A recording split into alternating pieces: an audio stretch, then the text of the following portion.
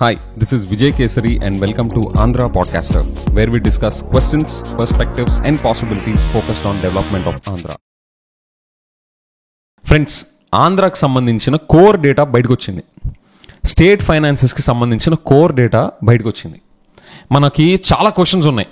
మనకి ఆంధ్రాలో వెల్ఫేర్ మీద ఎక్కువ ఖర్చు పెట్టేస్తున్నారేమో, క్యాపిటల్ అసెట్స్ మీద లేదా క్యాపిటల్ ఎక్స్పెండిచర్ మీద సరిగ్గా పెట్టట్లేదేమో, ఎంత పెడుతున్నారు, ఫైనాన్స్ కమిషన్ ఇచ్చిన దానికన్నా ఓవర్ బోర్డ్ వెళ్ళిపోయి లక్షల కోట్లు తీసుకొచ్చేస్తున్నారు.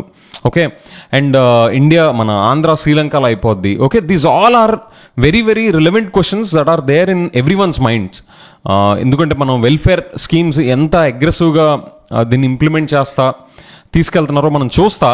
వైల్ వెల్ఫేర్ చేయడం is good, at the same time అది ఓవర్బోర్డ్ అవుతుంటే ఎంత ఎక్స్టెంట్కి వెళ్ళిపోతుంది. అండ్ దానికి పైగా ఇప్పుడు అపోజిషన్ పార్టీస్ కూడా వీళ్ళ వైసీపీ రూలింగ్ పార్టీలో ఉన్న దానికన్నా ఇప్పుడు టీడీపీ మేనిఫెస్టో రూపంలో కానీ వీళ్ళందరూ ఇంకా అగ్రెసివ్గా వెళ్ళి చేద్దాం అంటున్నారు. So as a common public మనకుండే కన్సర్న్ ఏంటి, అరే ఇది ఎంతవరకు వెళ్ళిపోద్ది అని చెప్పేసి మన ఓన్ పర్సెప్షన్స్, మీడియా నాయిస్ అంతట్లో అటు ఇటు కొట్టుమిట్టాడుతూ ఉంటాం. బట్ ద పాయింట్ ఇస్ దానికి సంబంధించిన హార్డ్ ఫ్యాక్ట్స్, హార్డ్ స్టాటిస్టిక్స్ బయటకు వచ్చినాయి.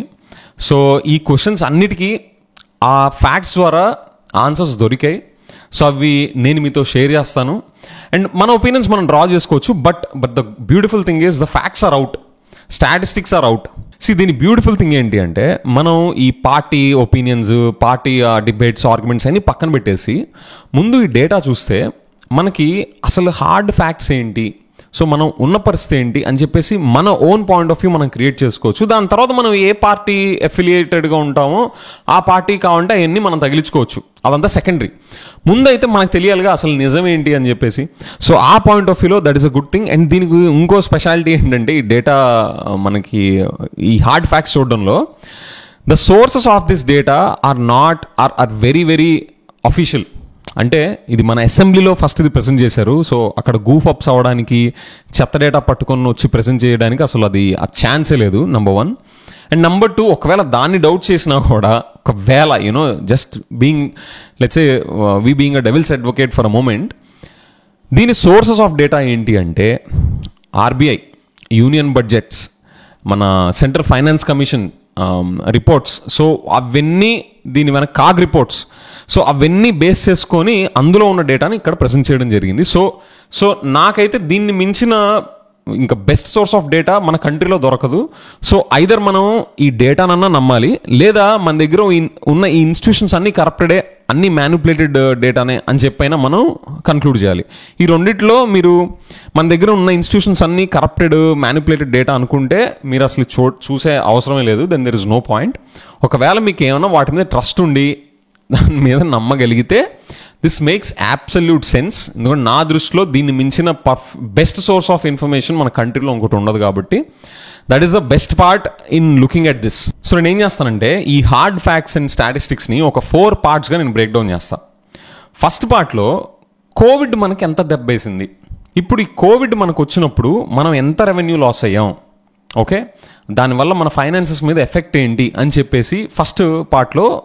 దీంతో పాటు ఇంకోటి ఏం చూద్దామంటే, సెంటర్ నుంచి మనకి రావాల్సిన డెవల్యూషన్ ఉంటుంది కదా, మనకి మన ట్యాక్సెస్లో నుంచి మన షేర్ ఫైనాన్స్ కమిషన్ ప్రిస్క్రైబ్ చేసిన దాని ప్రకారం ఆంధ్రాకి రావాల్సిన షేర్ ప్రకారం ఎంత రావాలి, ఎంత వచ్చింది.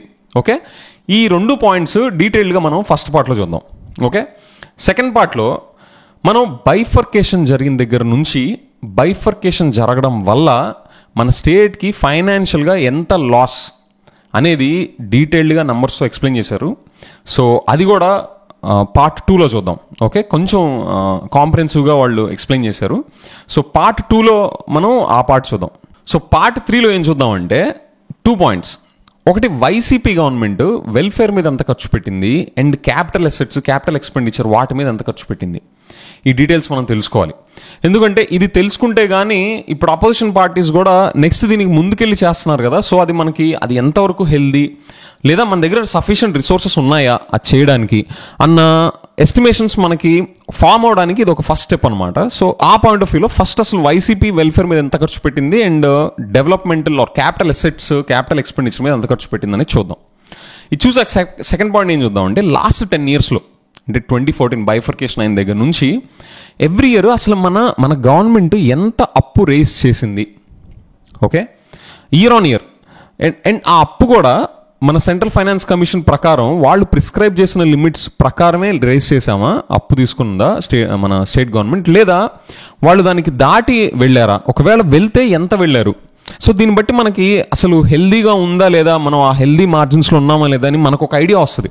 ఫోర్త్ పార్ట్లో ఏం చేద్దామంటే, వైసీపీ రన్ చేస్తున్న వెల్ఫేర్ స్కీమ్స్ ఉన్నాయి కదా, సో దానివల్ల స్టేట్ బడ్జెట్కి ఎంత బర్డెన్ ఉంది, అండ్ టీడీపీ మినీ మేనిఫెస్టోలో ప్రవేశపెట్టిన పాయింట్స్ ఉన్నాయి కదా, సో దానివల్ల స్టేట్ బడ్జెట్కి అడిషనల్గా ఎంత బర్డెన్ క్రియేట్ అవుతుంది. సో వాటిని చూసి మనకి ఇంకా అసలు లీవే ఉందా లేదా, so are we in a comfortable position అని చెప్పేసి మన ఒపీనియన్స్ మనం డ్రా చేసుకోవచ్చు. సో ఈ ఫోర్త్ పార్ట్లో there will be an objective presentation of the data presented in the assembly yesterday. So దాన్ని మనం చూసి we can draw our own opinions. Okay, so I think that's a beautiful way to debate out any particular policy. ఇప్పుడు నేను వచ్చి let's say real ఎస్టేట్లో ఎవరు ఏ land కొనుక్కున్నా స్టేట్లో అందులో 25% భారం గవర్నమెంటే పెట్టుకుంటుంది అన్నా అనుకోండి, okay, for example super hit అయిద్దే అనుకుందాం ఫర్ ఎగ్జాంపుల్. కానీ people should have a concern that అరే ఇది ఎంతవరకు వర్కౌట్ అవుతుంది. So in the same way even YCP run చేస్తున్న వెల్ఫేర్ స్కీమ్స్ కూడా అవి అసలు సస్టైనబుల్లా కాదా అని చెప్పేసి మన ఓన్ ఒపీనియన్ మనం డ్రా చేసుకోవచ్చు. It's not like, of course ఇది వైసీపీ ప్రెజెంట్ చేస్తుంది కాబట్టి దాని స్పిన్ దానికి ఫేవరబుల్గా ఇస్తూ ఉండొచ్చు. కానీ మనం ఈ డేటాను చూసుకుంటా, ఈ స్టాటిస్టిక్స్ని ఫ్యాక్ట్స్ని చూసుకుంటా, ఆ పొలిటికల్ స్పిన్ని పక్కన పెట్టేసి we can analyse that data in our own way. Okay, so therefore I think it's a very good way to analyze a particular policy of a ruling government versus an alternative proposition from an opposition government or an opposition party. Okay, so in that way it's a very good way to debate it out on what's good and what's bad to the state's finances. Okay, so ఈ 4 పార్ట్స్లో మనం ఈ entire ఆంధ్రాకి సంబంధించిన ఈ statistics బయటకు వచ్చి reveal అయింది కదా, దాన్ని బ్రేక్ డౌన్ చేసి మనం కన్జ్యూమ్ చేద్దాం. So this the end of introduction episode. Next ఎపిసోడ్లో పార్ట్ 1 కోవిడ్ వల్ల మనకి ఎంత ఫైనాన్షియల్ దెబ్బ తగిలింది, అండ్ సెంట్రల్ గవర్నమెంట్ నుంచి మనకి ట్యాక్సెస్లో మనకి రావాల్సిన షేర్లో ఎంత వచ్చాయి. Okay, let's see.